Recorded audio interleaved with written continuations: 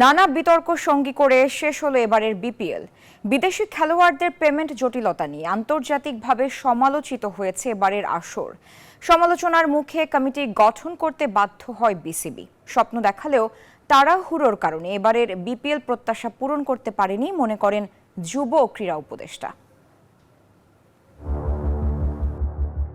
সমালোচনাকে সঙ্গী করেই শেষ হয়েছে দীর্ঘ বিপিএল এর আসর। কখনো গেট ভেঙে দর্শকদের মাঠে প্রবেশ, কখনো রান বাড়াতে বাউন্ডারি দৈর্ঘ্য কমানো। তবে সবকিছুকে ছাপিয়ে গিয়েছে ফিক্সিং আর পেমেন্ট ইস্যু।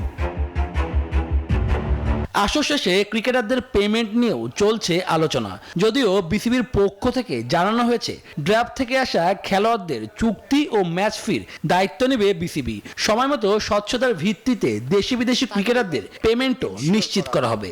বিসিবি পরিচালক ইফতেখার মিঠু বলেন, যতই সমালোচনা হোক দর্শকদের মাঠের উপস্থিতি যে কোনো বারের তুলনায় বেশি। ড্রাফটে যেসব প্লেয়ার কন্ট্রাক্টে আছে তারা না পেলে আমাদের কাছে আসলে we will take care.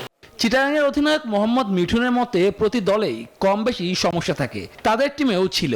Payment এখনো পুরোটাই বকেয়া তার, তবে আশা করছেন দ্রুতই পাবেন এর সমাধান। দলটির কর্ণধার সামির কাদেরও স্বীকার করলেন পেমেন্ট বকেয়া রয়েছে মিঠুন সহ অন্যদের। আমি বলবো না যে সবকিছু খুব স্মুথ ছিল, অবশ্যই আমাদের আপস অ্যান্ড ডাউন ছিল। প্রফেশনাল প্লেয়ার সবসময় তারা তাদের পাওনাটা দাবি করবেই। কারেকশন করে ইনশাআল্লাহ আগামী বছর যদি অপরচুনিটি পাই অবশ্যই আসবো। এখনো পুরোপুরি ক্লিয়ার হয়নি। টানা 2 বিপিএল এর শিরোপা ঘরে তুলেছে বরিশাল। দলটির কর্ণধার মিজানুর রহমান রোববার পুরো দল নিয়ে যাবেন বরিশালে। বিমানে যাব এবং ওই বিমানে আবার ফেরত আসবো। 12টার সময় যাব, 12:30-এর মধ্যে পৌঁছে যাবো ইনশাআল্লাহ। ছোট কনসার্ট দিয়ে আমরা এবং সবাইকে পরিচয় করে দিয়ে ট্রফির সাথে ছবি তোলার অ্যারেঞ্জমেন্ট করে দিয়ে আমরা চলে আসবো। আয়োজন নিয়ে মন ভরেনি ক্রীড়া উপদেষ্টারও। বললেন, তাড়াহুড়োর কারণে নানা সমালোচনার সৃষ্টি হয়েছে, সেখান থেকেই শিক্ষা নিতে চায় তারা।